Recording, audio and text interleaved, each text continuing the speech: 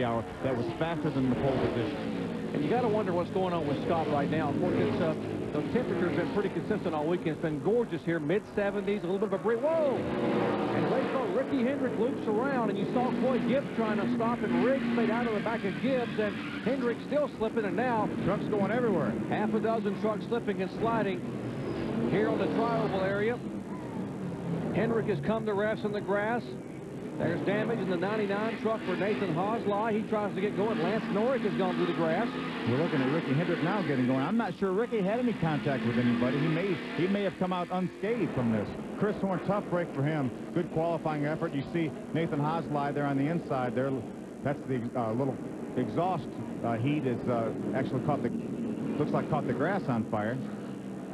He needs to spin that engine over a little bit, and that'll suck that flame up into the exhaust. Now, safety crews are very quick here. Trying to get the tailpipe fire. Just a tailpipe fire. Yeah, you hear a spotter tone. That's just a tailpipe fire. Nothing to worry about. I don't want to get out of the thing. Don't get out of it. We got to get it going. Tell them to push you. Nathan Hosley. Coming off a 10th place finish last week at Kansas City, his 4th top 10 of the year. The button's fine, Lumpy. It won't start. Here, I'm telling the street chief, here he just got it started. Got a little singe on the left side of the Eldon truck. And there's Chris Horn. Great to see him out of the truck. He had quite a bit of damage. I'll show you what happened here on lap number 10 up in turn 4. You see Ricky Hendrick, he just gets a little bit loose coming off turn 4. The back end goes around there. You see, that's we saw Scott Riggs running the back of Coy Gibbs. And around he goes. Again, I don't think there was any contact here, but in all the smoke, you see all the smoke that the truck's making. Trucks start stopping, trying to slow down, and you see a lot of contact back behind them. Great job by Matt Crafton getting by on the inside. Also Rick Crawford. A little different angle. Watch the contact here, or is there a contact? You see Ricky spinning. Watch the 2 and the 20. Yeah, if there wasn't contact, they came awfully close there. But you see all the smoke, and when the drivers come off turn 4, they get in that smoke and they can't see.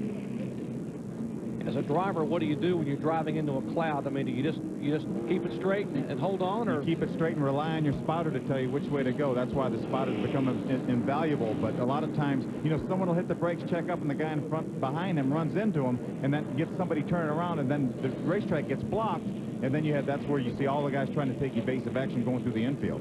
Well, a number of trucks on pit road here during the second caution flag. There is Ricky Hendrick coming in. Travis Quapples in. Let's check in down in the Hendrick pit. Well, Ricky, radio to the on crew. the high side of Willie Ribbs. Willie coming off his second best finish of the year, 15th at Kansas Speedway, and there's contact, and the Dodge of Ribbs goes around, Tolsma goes around. Stop. And caution out for the 4th time. Looks like Tolsma didn't hit anything. Let's see what happens here. You watch the 00 here. He's on the inside of Randy Tolsma. He gets into the back of Willie T right there, taps him. Around he goes. They catch into the side of Randy Tolsman, the 61. Around he goes. So Willie's got it out of the wall so far. And, on board the thing, turns around, kicks back to the right, and gets into the outside wall. Well, Willie almost saved it. I believe McGlynn in the 00 gets both the 8 and the 61. Watch him in the back of the 8. Does his right front fender get the rear of Tolsma? I think he actually did. I think it was Ryan's truck that got into Randy Tolsma, not Willie T's, but tough break. This is the last thing I saw Willie T. I thought he was going to be able to keep it on the wall, but the wheels were turned to the right. The thing grabbed a hold, and into the outside wall he went. So now Willie T. heavy damage. Billy Begley truck.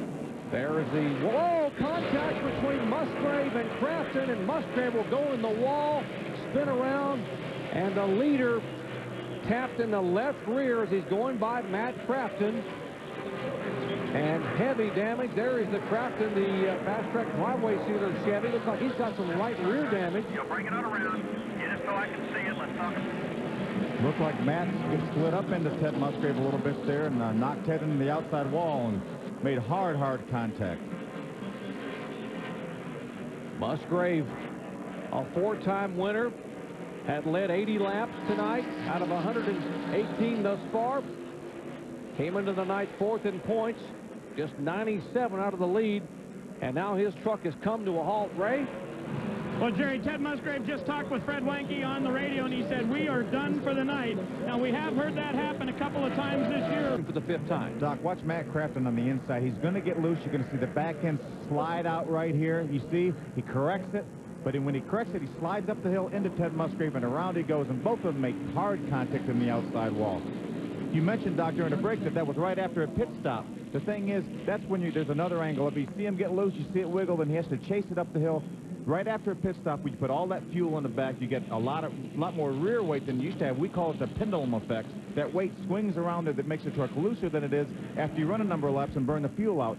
And that's what happened to Matt Craftsman. A tough break, and a tough break for the leader, Ted Musgrave. Let's go down to Amy. From Randy Tolzman.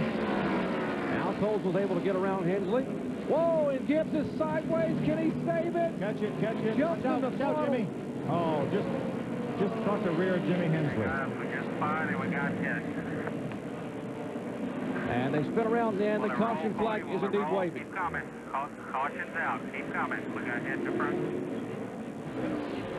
McDonald again. What happened a moment ago? Top of the screen there. You see Ricky was just a little bit off the white line there and got Coy up a little bit too high. We know it's too wide. And the groove's two trucks wide, but looks like maybe Coy got his right rear stuff out of the groove and around the thing went, and would have been okay if Jimmy Hensley was trying to avoid him, went down on the inside. Coy spun down to the inside. And you see Lance Norrick? I mean, what a great job Norrick did to miss the back of Hensley. There's another view here. You see him on the outside there. He's actually not that wide, but he just gets a little bit looser. Might have caught the right rear out on the loose stuff, and around he goes. So he did a great job of staying in the throttle to keep it out of the outside while you see Travis Quapple going by on the outside. But Jimmy Hensley committed to the inside, and Coy, the truck finally caught up, went down the hill and into Jimmy Hensley. Watch the 90 just inside. Okay, now from Travis Koppel's onboard camera. We're looking, there's Jimmy Hensley in the 72 on the inside. That's Randy Tolzman right in front of Travis Quapple. You see Coy, he wiggled a little bit. Ricky kind of went to the outside. He wiggled a little bit. Great job by Travis getting by on the high side. He had a year with 6 consecutive top 10 finishes. We're talking about Cook, third twice at Martinsville and Gateway, trying to hang on for 7 more laps. Let's see. Hey, and the 90 truck spins. That's Norrick up into the wall with 6 laps to go. And remember, we will not finish under caution at the caution waves for the 7th time today. NASCAR Craftsman truck rules are we will get green, white, and checkered. Show you what happened a moment ago, lap 144. See, Dennis Setzer already going out of the screen right there. Lance already turned around, backed in the inside wall pretty hard. Take another look at it. There was actually contact between Dennis Setzer and the 46 truck and Billy Bigley in the 75 truck, and it looked like Lance Norrick saw that. The trucks got sideways in front of him, and maybe he snatched the steering wheel or maybe hit the brake, and around the truck went.